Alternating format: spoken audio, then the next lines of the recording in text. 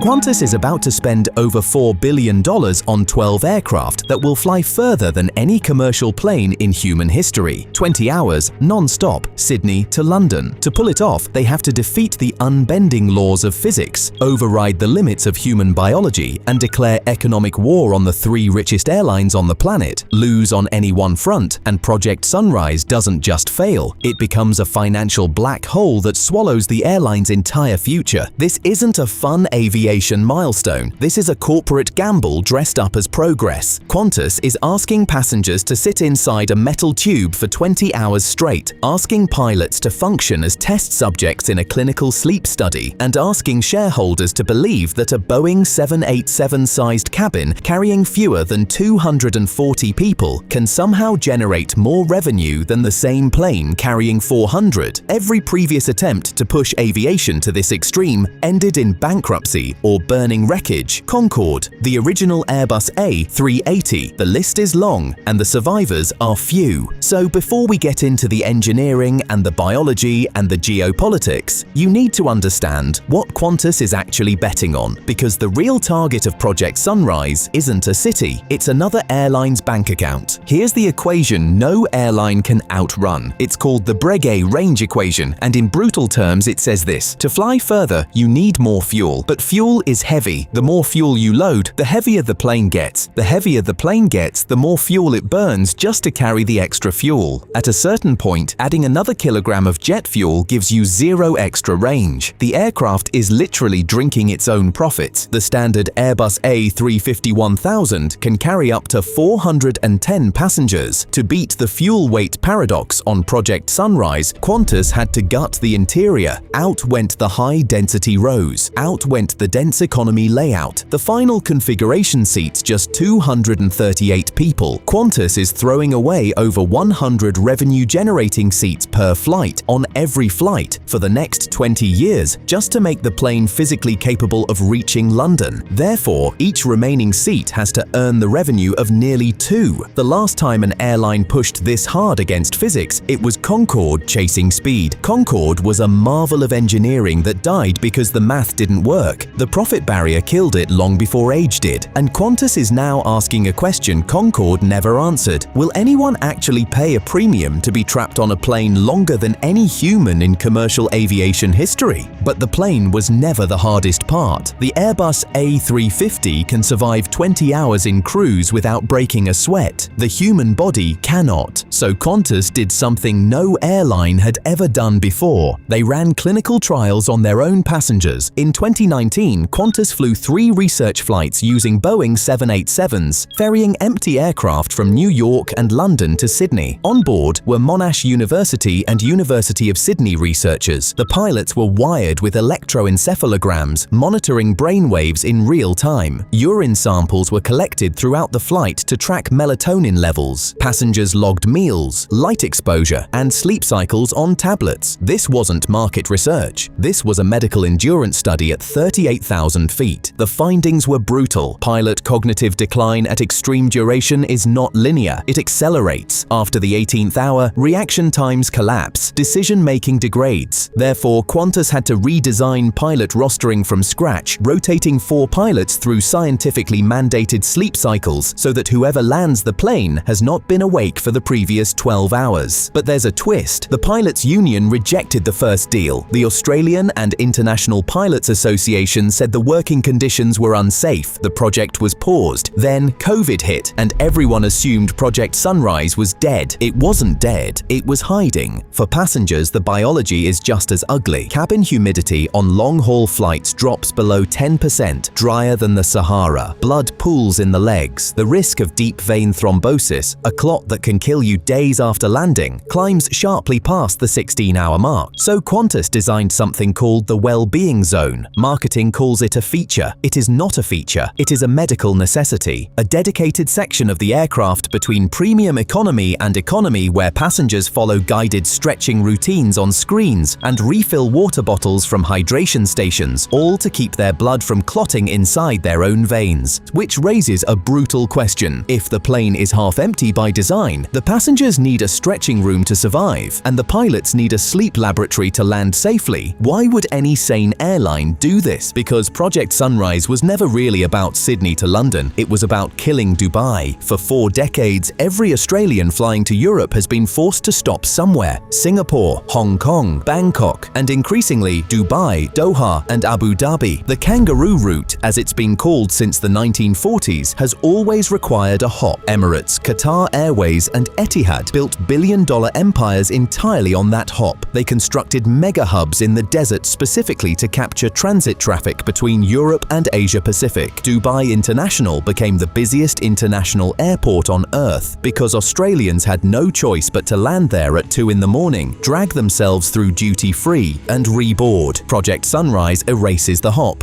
It deletes the layover. It cuts Dubai out of the equation entirely. And here's where the math finally makes sense. Qantas isn't trying to fill 238 economy seats with backpackers. They're hunting the executive who currently pays Emirates $15,000 for a business class seat through Dubai. Save that executive 4 hours of travel time. Give them an uninterrupted 8-hour sleep. Skip the chaotic terminal at 2 a.m. and they will pay a 30% premium without blinking. Multiply that by 12 aircraft, 4 daily flights, 365 days a year, and you are bleeding hundreds of millions of dollars out of the Gulf carrier's most profitable demographic. The thrown-away seats suddenly look like the cheapest weapon in aviation history. But the people Qantas is hunting are not going to stand still. And here is where Project Sunrise stops being an engineering project and becomes an act of war. Emirates currently operates 14 daily flights from Australia. Qatar Airways operates dozens. These routes are some of the most profitable in their entire networks. Tim Clark, the president of Emirates, has spent years publicly mocking the economics of ultra-long-haul flying, calling it a vanity project. Privately, the Gulf carriers are terrified because if Qantas proves that point-to-point flying works for premium travelers, every other major airline will copy it. London to Sydney becomes Frankfurt to Melbourne, Paris to Perth. The entire hub and spoke model that built Dubai collapses route by route. So the Gulf carriers are preparing the counter-strike. Qatar Airways has been quietly negotiating for more landing slots at Australian airports, trying to flood the market with capacity before Sunrise launches. Emirates is upgrading its A380 fleet with new premium cabins specifically to defend the kangaroo route. And here's the detail nobody talks about. Rolls-Royce, the company building the engines for Qantas's A350 ULR, also supplies engines to Emirates. The same engineers are simultaneously building the weapon and arming the target. Then the project nearly died, twice. In 2020, COVID grounded global aviation and Qantas shelved Sunrise indefinitely. In 2023, Rolls-Royce missed engine certification deadlines. The Trent XWB-97 needed modifications to handle the extreme range mission, including a new extra fuel tank in the cargo hold and increased thrust ratings. Deliveries slipped from 2025 to late 2026. Alan Joyce, the CEO who championed the project, retired under controversy. His successor, Vanessa Hudson, inherited a $4 billion